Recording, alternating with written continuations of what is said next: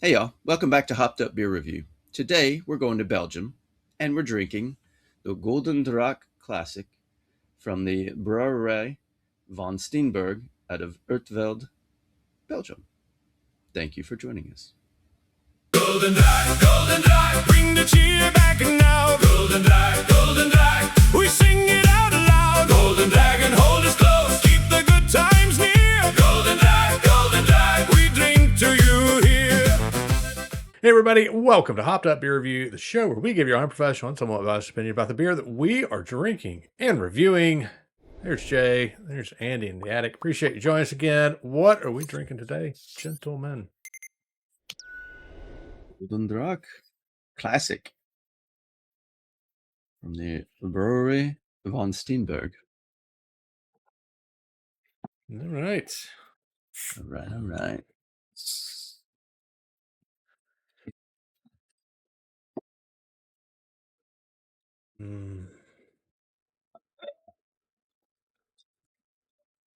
I've tried this one before. Ben. Indeed, I have.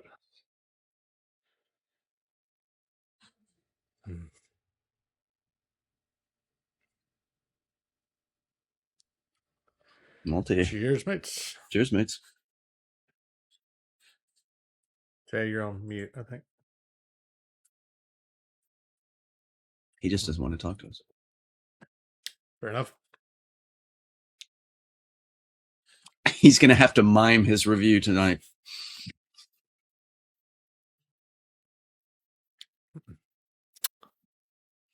This is what this show has become,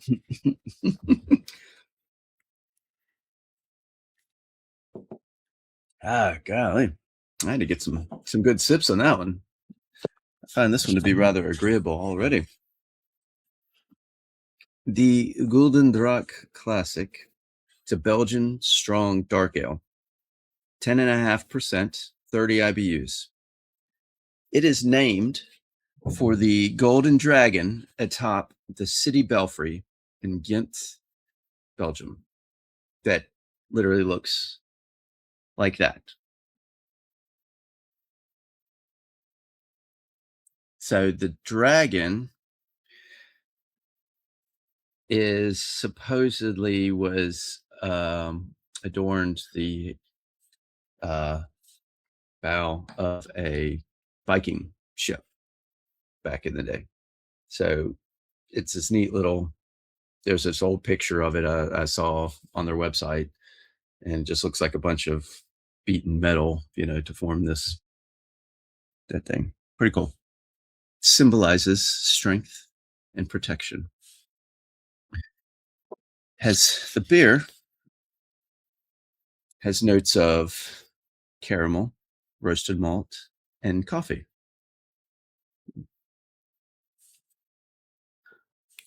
I'd say more toffee than coffee. Yeah, maybe that's a misprint.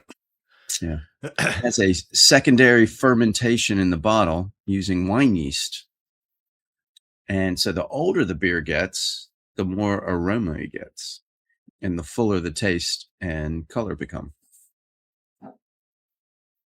Wow. The Gulden Draak Classic.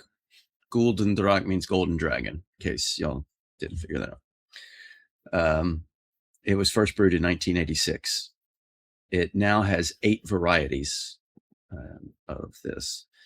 And they also have a barrel age series of this. I'm already like, whoa, this, yeah, this thing's boozy enough. You're going to barrel age it. Wow. Yeah. Jeez. Yeah. So that's it for the beer. Yeah. Named in honor of the dragon perched atop the belfry in Ghent, Belgium. Yeah. So that's where I got that part from. Brouwerij Van Steenberge is, I've got some conflicting, on the bottle it says Urtveld, but in other things it says Evergem. I don't know if 2 different productions facilities. It is a regional brewery. It was founded in 1784 by Jean-Baptiste de Bruyn. He was married to Angelina Shellfruit, and then the brewery ownership transferred to her cousin after they died. And then her cousin's daughter married Paul Van Steenberge, and that's how we got to this name eventually. But way back at the founding in 1784 by Jean-Baptiste de Bruyne, it was originally a farmhouse brewery called Brouwerij de Pier, and it was renamed to Brouwerij Bios B-I-O-S in 1919. However, I could not find the year when they changed to Brouwerij Van Steenberge. It didn't say on their website, and even our friendly AI search engine could not say when. It's like, why? What's so? The brewery specializes in what they call live beer. So they're brewing high fermented beers with their own yeasts, and they get the secondary fermentation in the bottle. So that's not just this beer. They do that with a lot of their beers. Cheers. All right. Signing off. There you go. Yeah, I was trying to think. I've had this one, obviously, and then one other variation.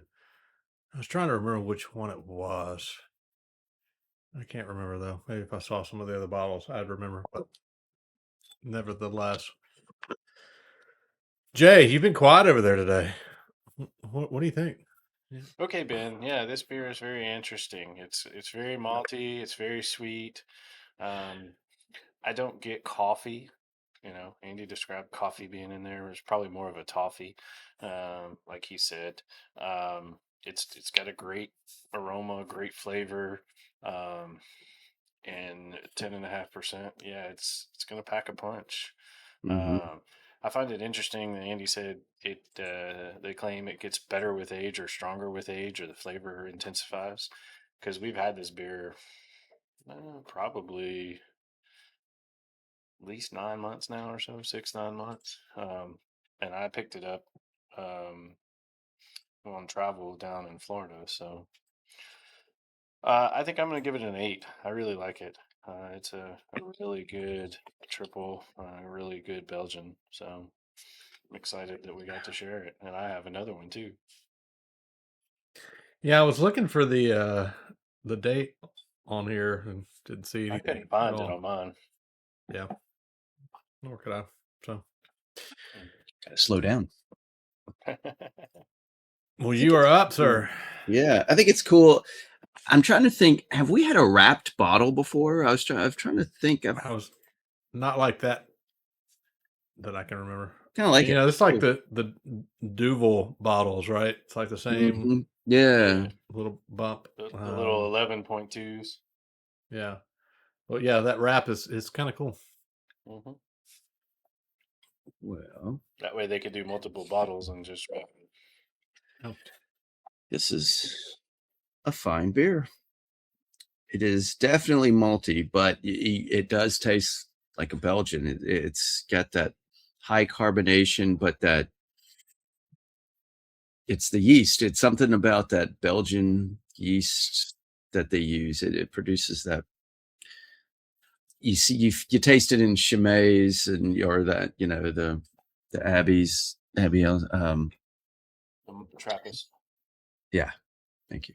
The Trappist. That's what I was trying to say. What am I trying to say? That's why I have you people. I got you. It's tough. I want to give it. It's just something about the excess malt. After we had the Belgian blonde with the lower ABV, not low, but like 5 to 6, you get the quality of the yeast and all the Belgian, brewing process. But I'm kind of drifting away from excessively malty beer. That's it. I'm going to give it an 8 instead of an 8.5, because normally I probably would have given this, gone straight to 8.5. But very sweet, very caramelly, and more than more than I'd want in an 8.5 beer, but it's still a great beer. 8 and 10.5. I'm. Woo-hoo. 8 and you're throwing a lot of numbers out there. I'm trying to keep up. 8, Yeah, I got you. 8, I got Ben. you. Keep I up. got you. Yeah. I was like, you can't give it a 10.5. 10's our top. Yeah, this scale goes to 11. All right. Yeah, I think this is one that has shown up at our, my local bottle shop a handful of times, and every time it does, I try to grab, at least a couple, if not a 4-pack. But it's just, it's definitely, it's a Belgian when you drink it. That becomes pretty obvious. But I agree with you, Andy. It's definitely a little maltier than a lot of the Belgians that we've had, but it has that underlying sweetness. What are you pointing to there? Truth in advertising there, Jay. Malty. 3 times read that. more than a lager. Oh yeah.